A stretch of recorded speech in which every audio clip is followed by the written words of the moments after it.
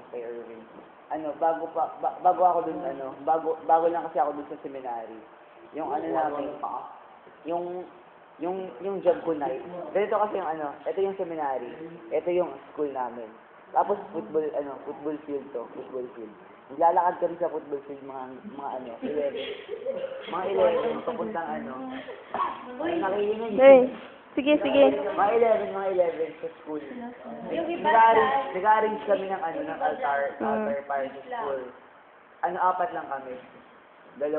Kaming dalawa, baguhan. Yung dalawa, parang all fights na. New fights kaming dalawa. Tapos, yung mga puno. Yung nag-arrange kami.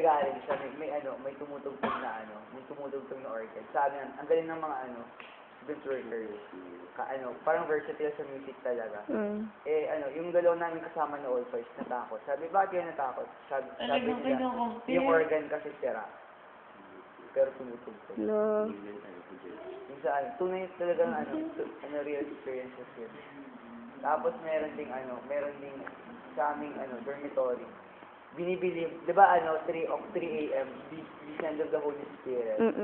May sa amin every 3 a.m. Totoo talaga to sa dormitory namin. Kasi sobrang laki yung dormitory namin. Emily Rose. Sa seminary. Diba 3 a.m. May hindi ko pa talaga nakita, pero sabi nila may naglalakad na babae with chains. Every 3 a.m. Pabalik-balik sa dormitory na. Yun, tapos 3 a.m. Ang ganda talaga, baby Chig Ariel. Tapos meron din Dahil mo alam na Dami experience. Baka ikaw yung pinugol to. Hindi pa ako naman. Tapos there was a time rin a graduation ng 4th years. Nagpa-picture sila sa isang mango tree. Pa-picture sila. Nung na-develop yung picture, may isang figure na, diba, doon sila nakatingin. Yung figure nakaside, nakagalit sa kanila. Parang tinitingnan sila ng masama. No. Gumaganda yung figure, tinitingnan sila ng masama. Alam, straight yung Mahal naman sa akin. Tingnan yun, no? Oh, we.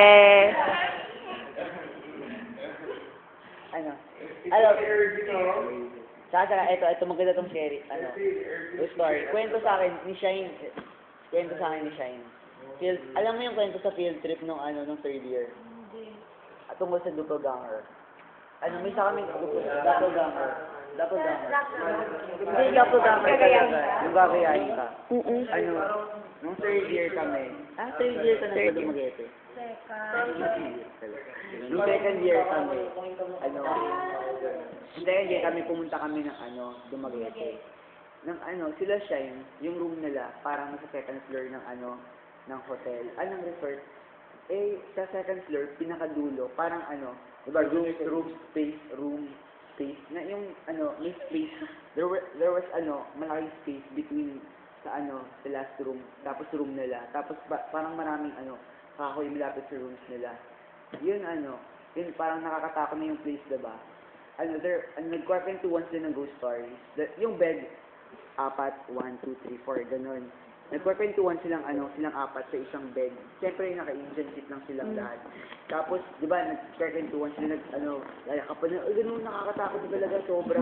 Tapos, di ba, merong isang story, nakakatakot talaga, nagyakapan sila ng todo. Gumanon si Shine. May kaibigan silang si Glenn, yung pangalan. Gumanon si Shine. Nakita niya si Glenn, nagyakapan sila. Gumanon siya kay Glenn. Nakita niya si Glenn sa isang sa isang kama. Tapos tumingin siya ulit. Nandun si Glenn D. Nagtaka siya bakit nakita niya si Glenn D. Hinayakap niya, pero nung gumanon siya, si Glenn D nakita niya rin Naantok ako. Gumanon. Tapos Sino yung kayakap niya? Si Glenn D kayakap niya, pero nakikita niya, pa si Glenn D nakaganon sa isang kama, tumitingin sa kanya.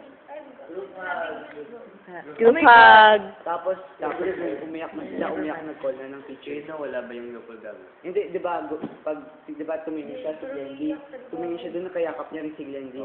Pag tingin niya gumanon yung doppelganger, parang gumanon yung Yung, Sa kanya. yung doppelganger yung sa bed. Oo, yung sa bed, gumanon. Mm. Yun yung tapos sa ubiyak ko siya ng todo. Eh, di- Tapos, nawala gumanon, na. hindi na sila tumitingin, gumanon, nagtawag na sila ng tawag na sila sa cellphone. Lahat ba sila nakita Hindi si nila? Shai na yung nakakita. Ah. Tapos nun, dumating na yung teachers. Yun, pinagalitan sila kasi akala ng teachers at nadala lang sila sa ghost stories nila. Yun. Pero masama yung nagbabasa ng mga